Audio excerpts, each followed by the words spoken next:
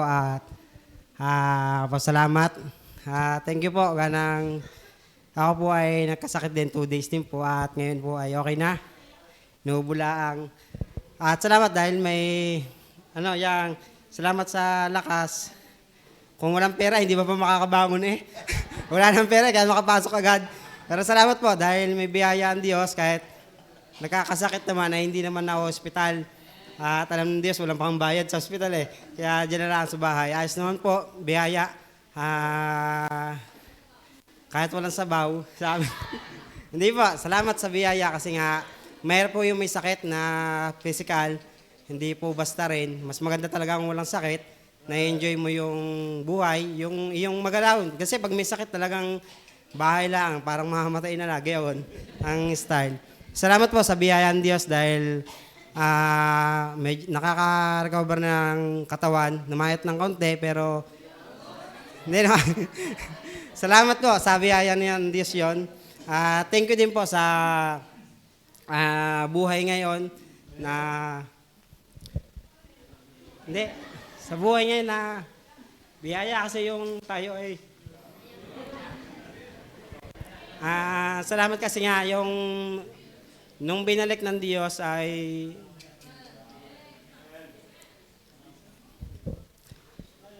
basta po yun, masaya yun. Masaya po yun dahil kasi salamat kasi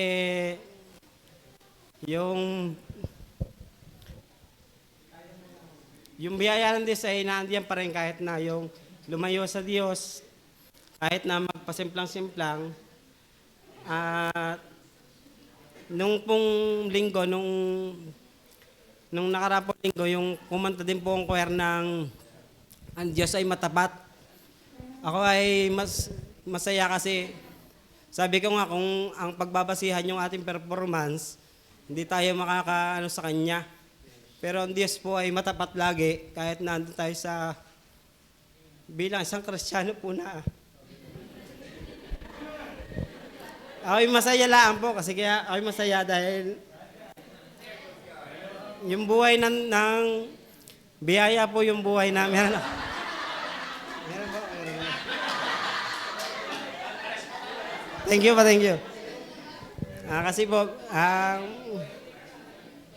basta po, ang buhay ng Kristiyano po yung masaya kahit na hindi ayos, hindi baga yung wala sa Diyos na kapag may problema ay wala talagang prebende, parang toxic talaga lahat ng ginagawa.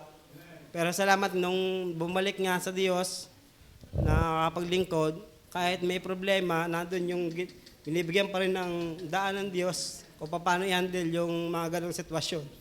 Kahit na yung may problema naman na kaunti sa pag wala na nasa Diyos nga, sabi ko, ngayon po, nung ako'y bumalik, biyaya po na iramdam po ang Diyos na sa buhay, kahit may problema na, kahit ako'y garnip, nagkakaproblema din po. Hindi man po, parang paisi-isi lang, patawa-tawa. Minsan talaga may problema, dumadaan. Pero biyaya ng Diyos, may salita ng Diyos, may Biblia, may kapatiran, nagpapalakas palagi. At tuwing makakarinig nga ng salita ng Diyos ay biyaya po yun na nakaka-revive uli. Unlike po nung wala talaga, kapag ikaw ay naglugmok na nandun na wala, kahit ikaw ay mag-online, hindi po yung focus iba. Makakapag-online ka nga, pero hindi naman ganun ka sa face-to-face. Yun po, salamat. Marami po ang pagpapasalamat sa Diyos, sa biyaya ng Diyos. At meron din po mga hinuhubog pa rin sa akin at inaalis ng Diyos sa akin sa buhay. Thank you po, Pastor. At saksi po ng Pastor sa kung bakit sa panalangin lagi sa akin, kahit na hindi naman, yung sabi nga, kahit napapalayo ay pinagpipray pa rin. Salamat po dun, Pastor. Thank you po sa biyaya ng Diyos lagi sa akin, kahit pasimpleng-simplang nga. At ako'y natutuwa sa ginagawa ng Diyos palagi sa aking buhay ngayon, kung ano ko ngayon at kung ano pang gagawin ng Diyos. Salamat po doon. Salamat po.